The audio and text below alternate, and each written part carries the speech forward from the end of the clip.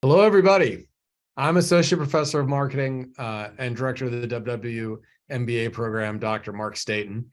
And before we continue, I would like to acknowledge that Western Washington University's main campus is situated on the ancestral homelands of the Coast Salish peoples, who have lived in the Salish Sea Basin all throughout the San Juan Islands and the North Cascades watershed from time immemorial.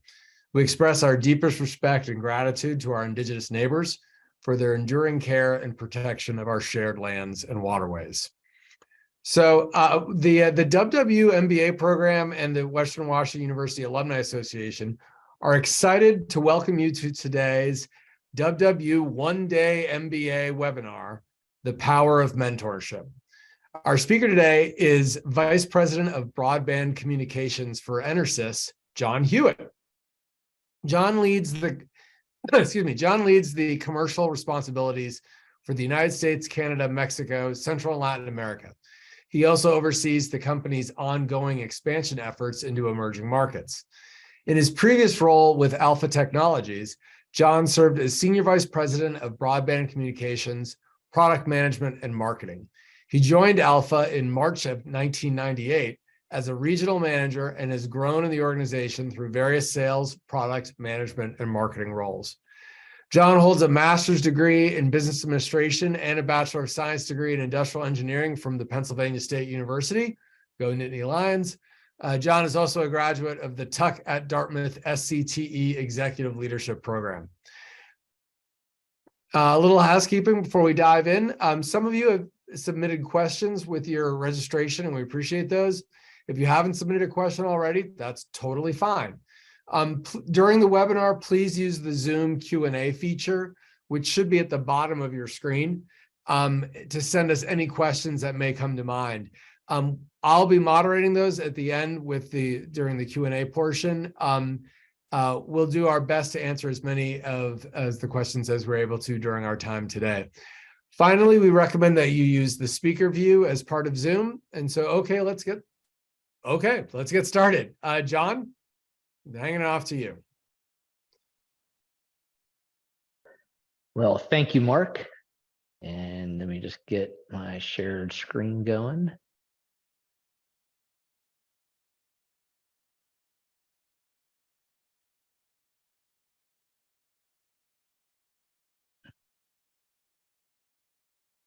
All right. Well, an important, just to reinforce something that Mark stated there, a really important part of this webinar is the Q&A at the end.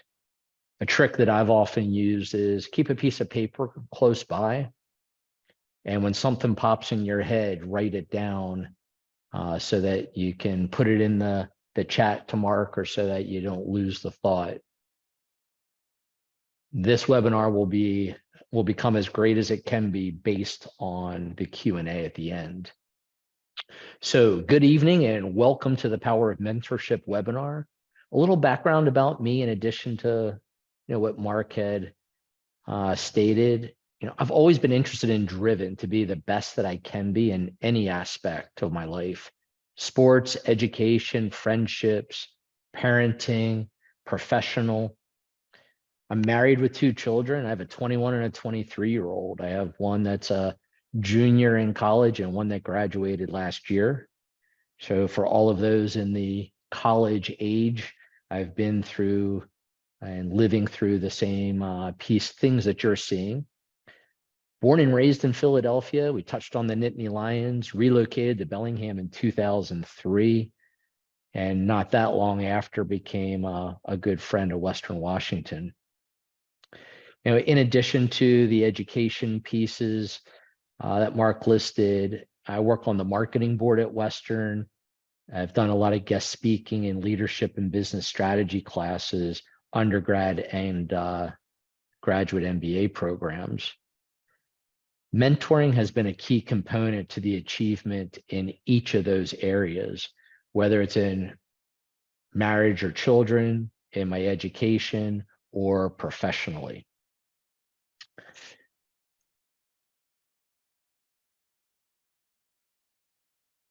And I'm just trying to there we go. So Definitions of mentoring. This is just one. Act or process of helping and giving advice to a young or less experienced person, especially in a job or at school. I found this next one really interesting in where did the word mentor come from? The story of mentor comes from Homer's Odyssey. Odysseus, king of Ithaca, fights in the Trojan War and entrusts the care of his household to a person named Mentor, who served as a teacher and overseer of his son. So it's really interesting to see where some of the background comes from. In a mentorship, there's a mentor and a mentee. And as I was prepping for today, and it really reflected it for myself, many of those relationships become lifelong friendships. Mentoring has an unbelievable number of values. It provides motivation. It's a great place for training, goal setting, a support structure, a coach, giving direction, really ensuring success, and a place for advice. These are all many of the benefits in mentoring. Mentoring has a lot of different formats as well. There's the traditional that we're most familiar with, mentor-mentee, one-on-one. Mentoring can also be in a group, one-to-many. There's a lot of cross-team mentoring. That's something we do at work quite often. And then peer-to-peer mentoring. This one can often be complicated, but has also been found to be some of the most beneficial when two peers at similar levels on the same team help each other. In mentoring, there's also formal and informal mentoring. A couple examples. Formal mentoring at NRSIS, where I work, we have an annual long program where there is a formal mentor-mentee. We have to fill out a form for those that want to be mentors. That first you're interested, the time commitment, and then why you think you are a good mentor, and those are evaluated and picked. And then leadership within the company picks mentees, and it is a very prestigious pick to get. And then there's education for the mentee and the mentor, and a very formal program throughout the year. Many companies have that. You could also set up a fairly formal program with someone in the industry. Informal mentoring, that can be as short as a single visit and getting guidance. An example for me, a neighbor who was president and CEO of a large public company. Their son was similar age to our son. Our families became friends, and it was really around food and social camaraderie. We started going to the gym together. We started going to the gym. We ended up being on the elliptical machine next to each other, and I didn't even realize what he was doing. He started asking me questions about work, and they were subtle. And he started asking me about what was the hardest thing I was dealing with. And it took me weeks to realize, and then I became very addicted and appreciative. But on a Saturday or a Sunday, I would get 45 minutes with a neighbor, also an executive, and I would be able to speak to some of the hardest things I was working on or struggling with, and he would help me through those. There is no limit to how many mentors you can have. You can have, the mentors range from, or you can have none, 1, 10, 10 might be extreme, but it's perfectly possible. And you can have multiple mentors for different types or different areas of your life, including using formal and informal mentors. A few of my examples, we just reviewed my neighbor of an example of an informal and professional based mentor. Often there's family members. I have very strong memories growing up where my father had strong feelings on the decision-making process around large items and ingrained, and we spent time talking about large decisions should never be made the same day. And you should sleep on them. And if you still believe they're a good decision the following day or 2 days later, then they have a good chance of being correct. Often a boss can be a mentor. About 10 years ago, the president of our company, a former military pilot, unbelievable training in leadership. And he was a significant influence on my life. And the part that really stands out, whether it is home or at work, we're always addressing various problems. And it's often that we'll address the person, not the problem. And through his mentorship, a skill that's been ingrained in me is to deal with the problem, not the person. And then you can keep it from becoming emotional and personal. I've had professors that have been mentors in grad school. Of all things, the Pinnacle Strategy class, the professor was also an amazing writer and pulled me aside and spent multiple times. I would say I was an average writer at best going into grad school. And I left because of that one professor and spending multiple times with me, a significantly better writer. I have a friend with an unbelievable moral compass. I've adopted him as a mentor from always listening and his guidance. We have an executive coach at work. And while a coach can play the coach role, this gentleman has become an unbelievable mentor as well, and preparing and training for the next opportunity that I'm looking to achieve. The one thing in common in all of those, they were invested in my growth and my success. A little bit about in the good mentoring relationship, the mentee. Like any relationship, it's work. The mentee needs to have clear goals, needs to be organized. So important to prepare questions and raising concerns, and to be open to valuing the constructive feedback. And when they don't understand, and if you don't understand, ask clarification. On the mentor side, mentors share ideas, tell as many stories to help relate the ideas that you're trying to come across. Be present. We're all facing this in areas of our life where we're not attached to our phone, we're actively listening, and we're concentrating on everyone here today as example in this webinar. Part of the mentor is giving advice, and the word according is really important. Think about the advice that you're giving. And a mentor, it only works if you take the time to get to know your mentee.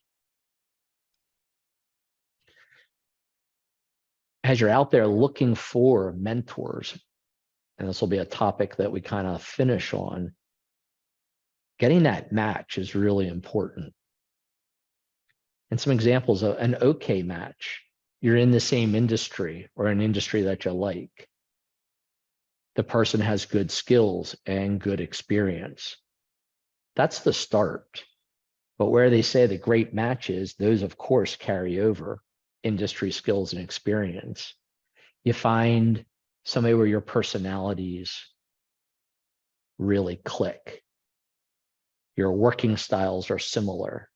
Personalities, working styles. An example would be, and we've all had this, where we start talking with somebody and we didn't realize an hour went by. That's an example of personality and working styles clicking, where somebody is helping to set goals and set challenges. Those are the things that we look for to really set a great match. Spotting a great mentor. For those looking for a mentor, and I'm highly pushing that we all, every one of us, including myself, continue to need mentors. They're a senior person, whether it's an employee, a leader at the company, in the community, in the church. They're seasoned in their field with a lot of knowledge to share. They have a good reputation. This is a good reputation. That means other people, multiple people, cite them as an expert. That's a great way of cross-checking. Knowing them would expand your network. An example, in the industry that I am in the communication space, we have a industry working group that sets a lot of standards and controls the trade shows and a lot of technical sessions. And the CEO of that group, which I've become close and is also a mentor of mine, is well connected to the other executives of the companies we work with. And my friendship, acquaintance, and mentee for me, to him, my mentor, his friends have become my friends. And that is a unbelievable piece and synergy that comes out of what a great mentor can do, and how spotting somebody that can help you expand your network. And then back to genuinely enjoy speaking and learning from them. That's part of that really good fit, and that you're relaxed, comfortable, and time flies by. A great mentor invested in your success. And we're going to continue to touch on this one. Their only goal is your success. They have nothing else that they're getting out of the process. They challenge you. They have experience. It's somebody maybe where you want to be, the next level position, in the community, at work. Support. They're there to pick you up when you fall. They're a safe place to go. They're that great listener and available, meaning they're present. Like a good friend, respect needs to be in there. The hard one, constructive feedback. And then the pinnacle, I feel, is one of the most important. Finding people, a great mentor doesn't give the answer. They guide, they push, they pull, and help you come to an answer, but they never give you the answer. Benefits of having a mentor. And I tried taking this the other direction. Who wouldn't want to have heightened productivity? Who wouldn't want to have better perspectives? Who wouldn't want to ensure they were getting unbiased feedback, improve their communication, have better confidence? And in many instances on mentoring, who isn't looking for career advancement? If any of these 6 things resonate with you, this is what you get by seeking out a mentor. So what we're really hitting on here is, yes, we gave an outline about all the things in mentorship, being a mentor, a mentee, but for all of those here that don't have at least one, find a mentor. Always have a mentor or multiple mentors. I wish I had started earlier. Often when talking with, anyone, but in this more process where the mentee feels they're getting something, take what makes sense and works for you while leaving room to push yourself if maybe a concept is uncomfortable. But I've found there's a lot of great people that I've had the opportunity to meet with, and only a certain percentage of what they have to say resonates with me. And I've heard too many times where people feel they need to believe 100% of somebody in a higher position. It's important that take what works for you out of that situation. Some mentees often say, why do mentors do this? What's in it for them? And there's a really important, mentors gain often as much from the process. I've had a couple opportunities to do mentoring both at work and at Western. And I've been amazed at some of the questions that have been asked of me that I didn't have an answer, wasn't 100% sure, needed to ask some other experts or do a little research. And by answering or guiding the question with the mentee, I also committed to memory that new skill. So in many cases, the mentor is learning right along with the mentee.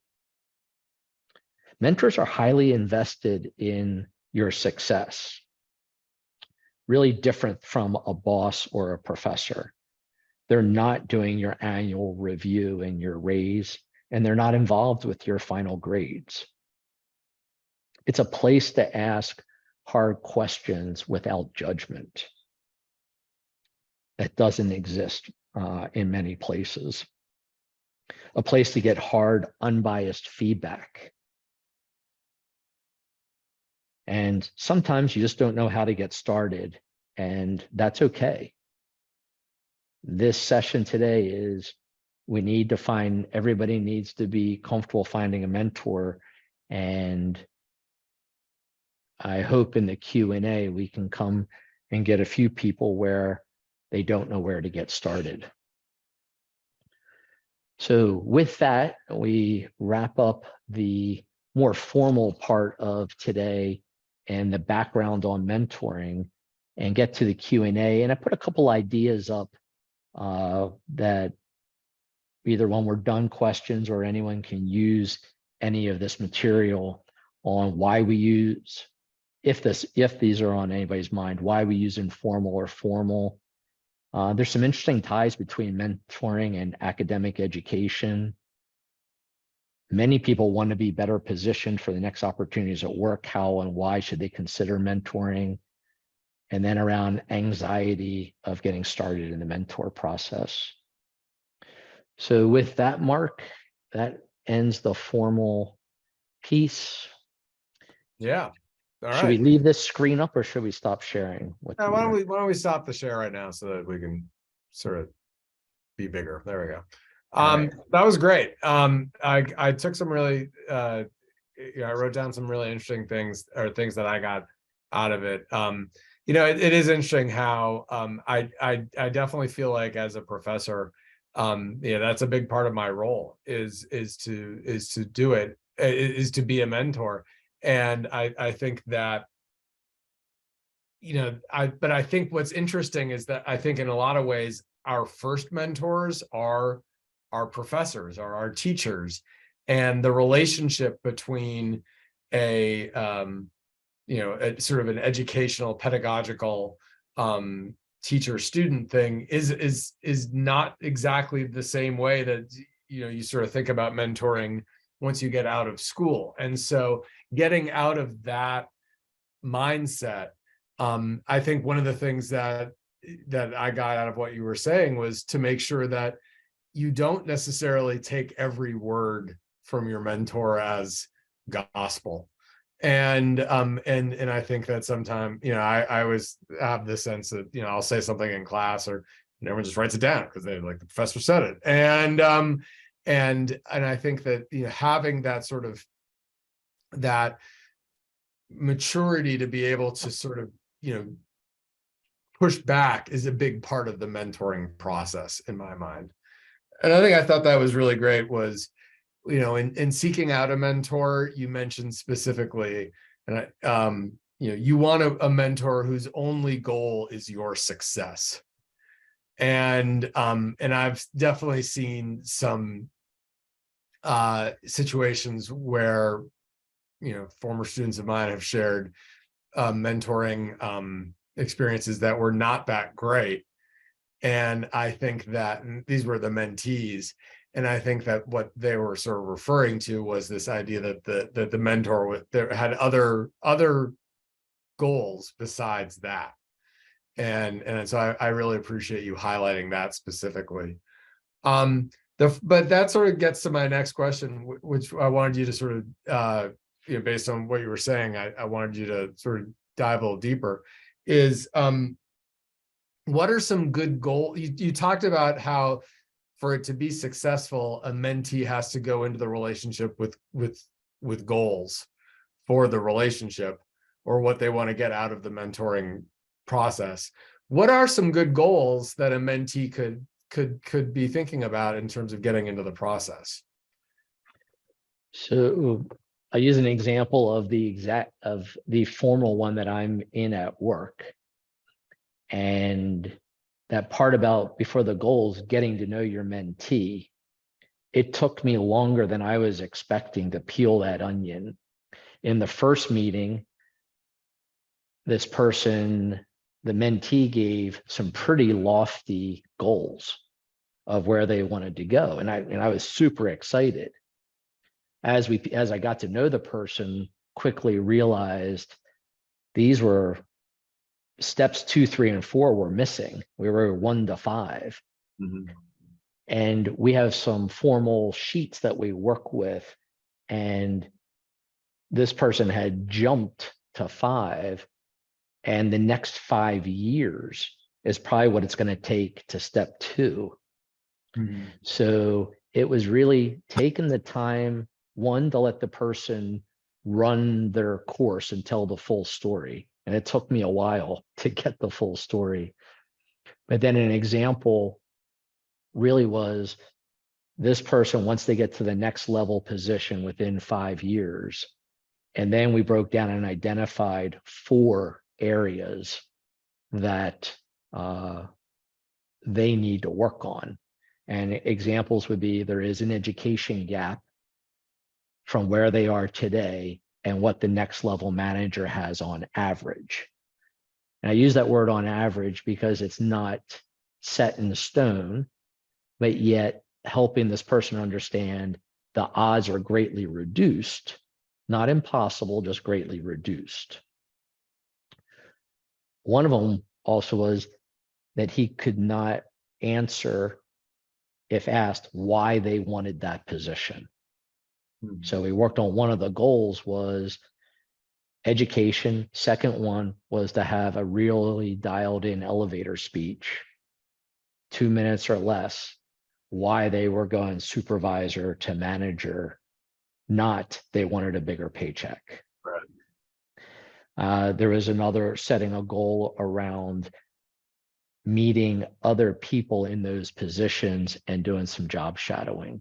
So a few examples of a particular one we're working through right now, but the goals, I try to use this window of 1, 3, and 5 year. That's not set in stone. If you need to complete your undergraduate and you don't have a degree yet, it's not going to be a 1-year goal. 3, if you're super aggressive, most likely 5 if you're working as well. And helping people understand, breaking them into those chunks.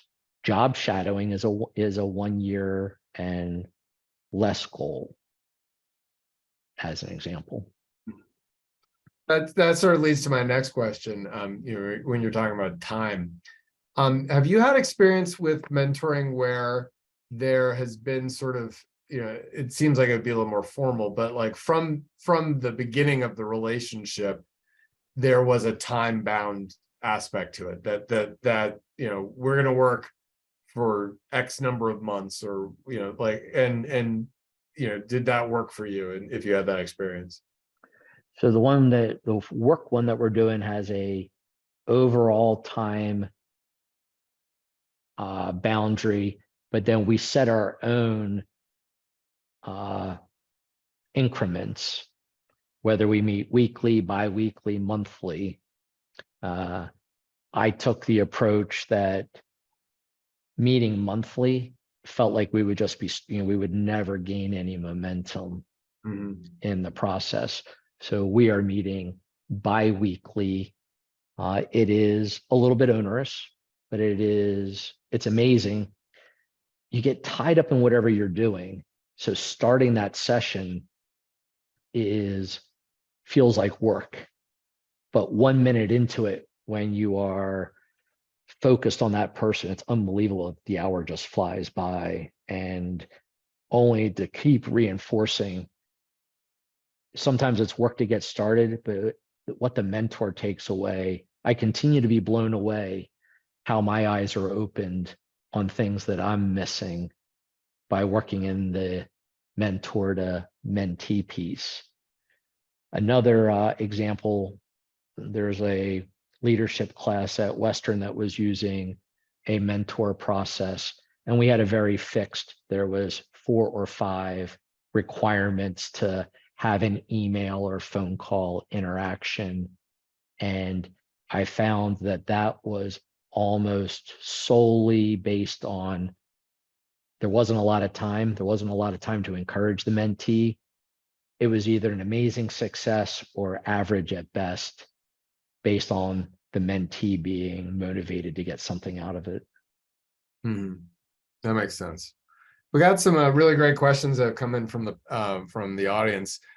Forrest asks, do you have any advice for individuals in a niche industry that doesn't have any mentorship opportunities nearby? How does one go about finding a good mentor that is, when there are not any physically close by? I didn't want to have too many slides, but there's a lot on mentoring as remote or distance mentoring. So mentoring does not need to be in person, and painful yet amazing what we've all learned over the last 2.5 years on how to use Zoom, Teams, WebEx, etc. I call it this 2-dimensional world, but we've sure used it effectively. And it is not the same as sitting in person. And it sure is better than nothing. Niche industries. Some of my best guidance has come from those that don't know exactly what I do. They can they can much easier pick up on my tone or my frustration than the specific technical problem. And depending on what you are mentoring through, I would say if you're computer programming and you're trying to learn the next complex language, maybe that mentoring has some very specific techniques. Most of the mentoring getting to the next level position, I have found, has so much to do with people skills. Yeah. If I just add in terms of the question, one thing I advise my students a lot is using LinkedIn. And particularly, there's some really neat features that allow for filtering. So if there's an industry, so for the person who asked the question, I'm sorry, let's see, Forrest. Forrest, what I would recommend is going to LinkedIn and sort of doing some filters around the industries that you're interested in, and then putting in a filter about Western Washington University.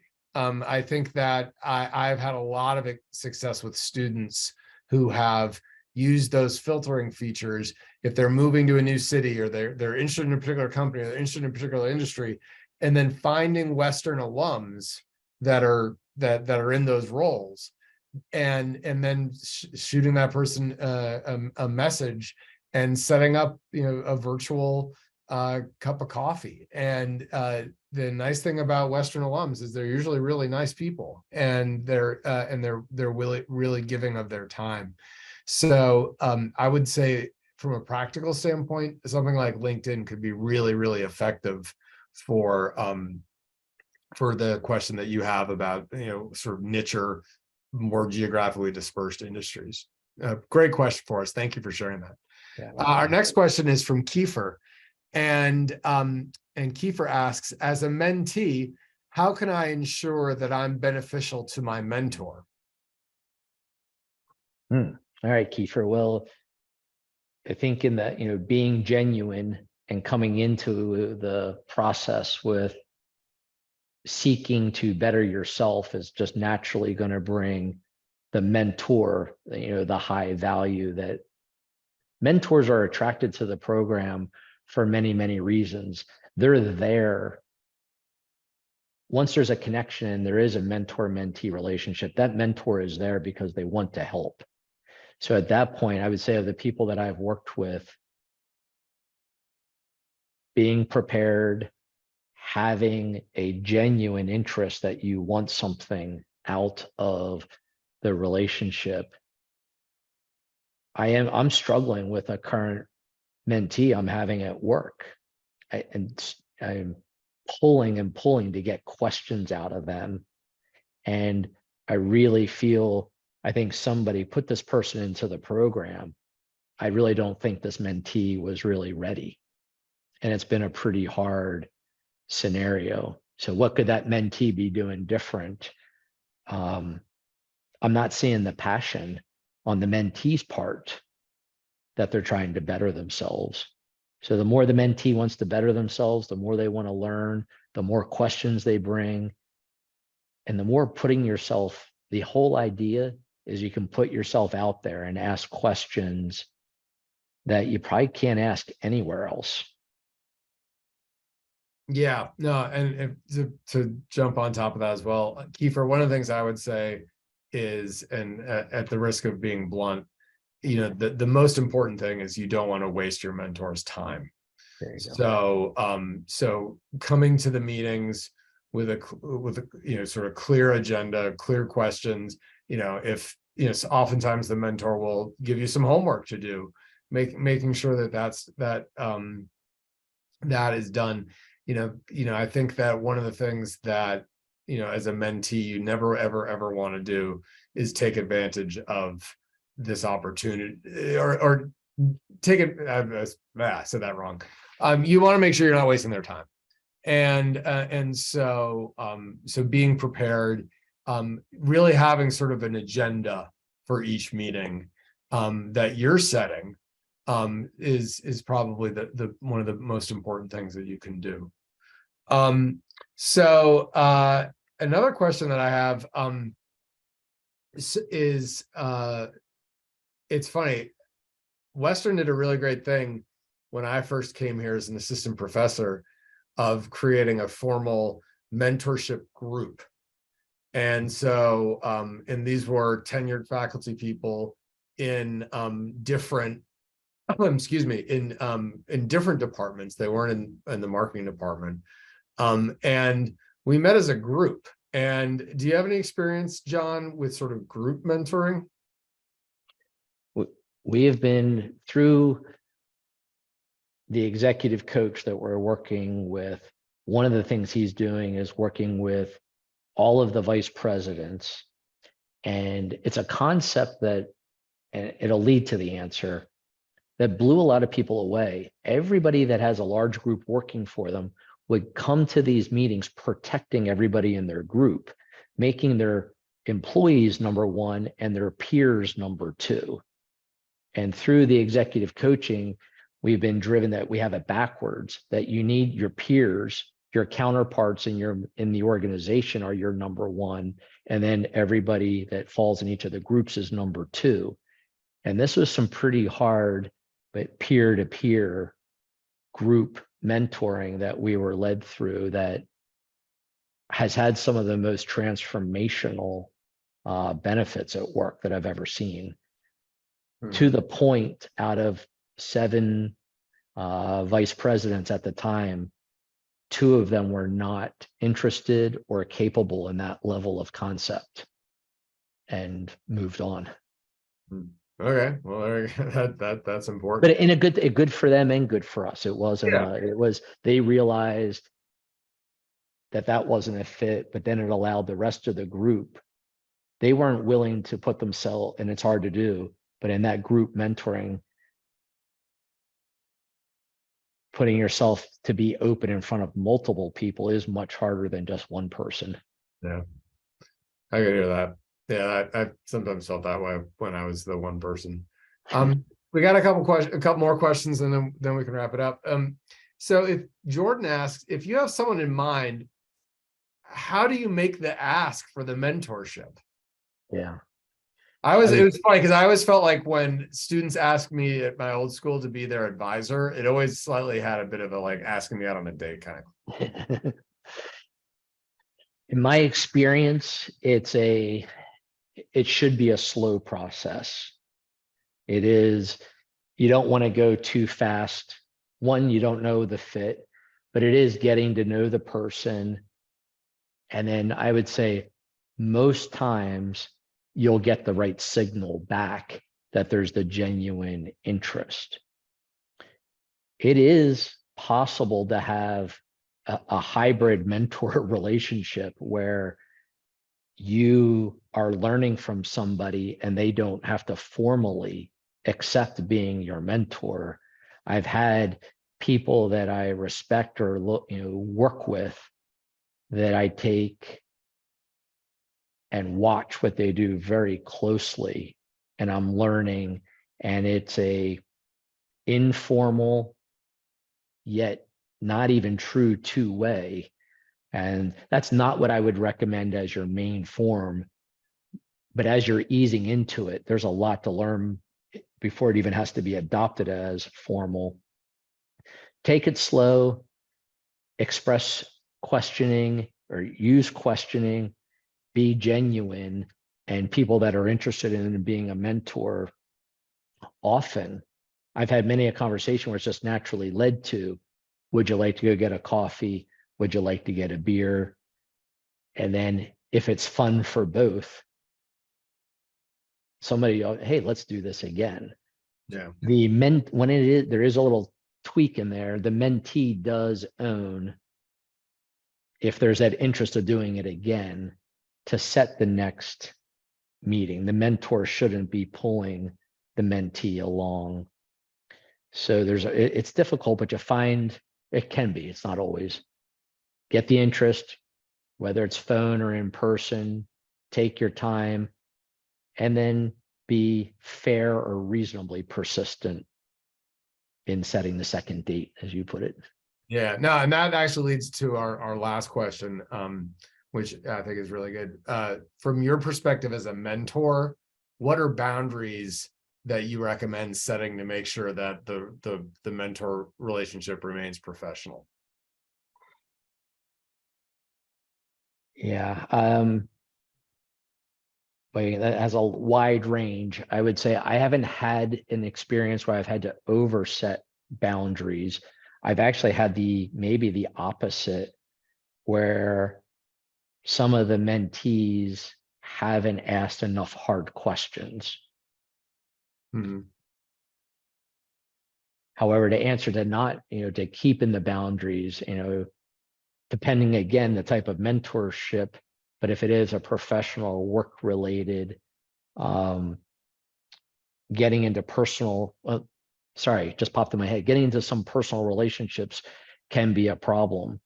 I was a mentor for an engineering student at Penn State, my alma mater, undergrad. And in that getting to know the student, he did not want to be in the engineering program. His father was an engineer from Penn State. His father said, you will be an engineer. I got in I didn't get in. I was on the fringe of what was really a counselor, which is not, and when you do any researching on mentoring, that is not the place to be. Oh, that's really good advice. And it was a tricky one. So as a mentor, that's a personal example where the person, we couldn't even get to the mentoring piece on engineering because the person didn't want to be there. And I didn't realize why. I peeled the onion and found out this person was really frustrated with their father. And it was, ultimately had them go back and talk with their, their career or their advisor at school. Mhm. Keeping it to the area that you've agreed to mentor would be the highest level simple answer. Yeah, that makes a lot of sense. That's great. All right. Well, I think we've come to the end of our time. John, this has been great. So we gotta close this window. Sorry. So I want to thank the very wonderful John Hewitt. And from all of us at Western Washington University and the MBA program, we want to thank you, John, for joining us today. We also want to thank the WWU Alumni Association for their partnership. They've sort of run this whole show on the back end. And we'd like to thank all of you, all the attendees who chose to support the MBA program in Western Washington University by attending this webinar. The recording of this webinar will be emailed out in the next few days. Please check your email soon to be check soon. A link to the recording will be coming to your email. And we hope you'll be able to join us for our next WW one-day MBA webinar after the new year in January. Have a great evening. Thanks again, John. Thank you. I really enjoyed it. That was great.